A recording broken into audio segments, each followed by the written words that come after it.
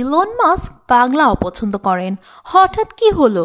বাংলা ভাষা নিয়ে কেন এত ক্ষোভ?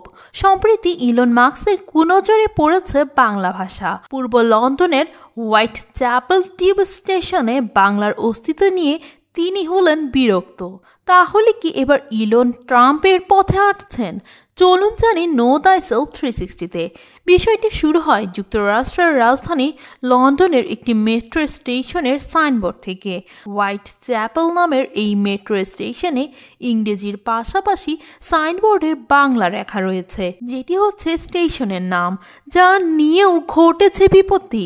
লন্ডনে এই হোয়াইট চ্যাপেল স্টেশনের সাইনবোর্ড থেকে বাংলা লেখা তুলে দেওয়ার দাবি জানিয়েছেন ব্রিটেনের এক আইন প্রণেতা, আর তার সেই দাবির প্রতি সমর্থন জানিয়েছেন বর্তমান বিশ্বের অন্যতম শীর্ষ ধনকুবের এবং বৈদ্যুতিক গাড়ির নির্মাতা প্রতিষ্ঠান টেসলার প্রধান নির্বাহী কর্মকর্তা সিইও ও সামাজিক যোগাযোগ মাধ্যম এক্সের মালিক ইলন মাস্ক, যা মুহূর্তেই হয়ে যায় ভাইরাল। তবে বাঙালির ভাষার মাসে বাংলা নিয়ে সমস্যা ইলনের। বাঙালির ত্যাগ আবেগ যেন কিছুই নয় ইলনের কাছে।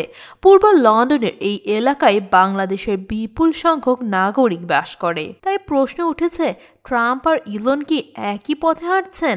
ট্রাম্প যেমন ক্ষমতা পেয়ে অভিবাসীদের উপর নতুন বিভিন্ন নিয়মনীতি আরোপ করেছেন, তেমন ইলনও এই ভাষায় বাঙালির আবেগ নিয়ে করেছেন মন্তব্য।